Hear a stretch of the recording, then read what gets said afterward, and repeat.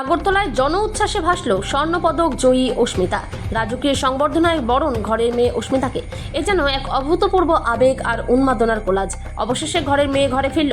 আজ আগরতলায় পা রাখলেন গোটা দেশ এবং ত্রিপুরার গর্ব সোনার মেয়ে অস্মিতা দে। বিমানবন্দরে নামামাত্রই তাকে ঘিরে তৈরি হয় এক স্বতঃস্ফূর্ত জনজোয়ার। অনুরাগী ক্রীড়াপ্রেমী থেকে শুরু করে আপামর রাজ্যবাসীর ঢল নেমেছিল আগরতলা মহারাজা বীর বিক্রম বিমানবন্দরে। বিমানবন্দরের বাইরে পা রাখতেই অস্মিতাকে পুষ্পস্তবক, উত্তরীয় ও করতালি দিয়ে বরণ করে নেওয়া হয়। বাদ্যযন্ত্রের তালে তালে আবির খেলায় মেতে ওঠেন উপস্থিত অনুরাগীরা। ত্রিপুরার মেয়ের এই সাফল্যে প্রত্যেকেই আজ গর্বিত ও উচ্ছ্বসিত। স্বর্ণপদক জয়ী প্রিয় অস্মিতাকে একবার চোখের দেখা দেখতে এবং ক্যামেরাবন্দি করতে সাধারণ মানুষের ভিড় ছিল চোখে পড়ার মতো। বিমানবন্দর থেকে শুরু করে তার গন্তব্য পর্যন্ত রাস্তা জুড়ে কেবলই ছিল উৎসবের মেজাজ। উপস্থিত অনুরাগীদের ভালোবাসায় আপ্লুত অস্মিতাও সকলকে হাত নেড়ে ও মিষ্টি হাসিতে ধন্যবাদ জানান। ত্রিপুরা থেকে বিক্রম কর্মকারের রিপোর্ট, বিগ নিউজ বাংলা।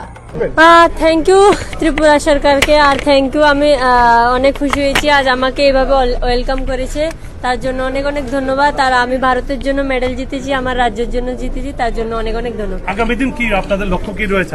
আমার এশিয়ান গেমস আর অলিম্পিক আছে, তার জন্য আমি অনেক হার্ডওয়ার্ক করতে হবে আর অনেক আমি কঠোর পরিশ্রম করে মেডেল নিয়ে আসবো।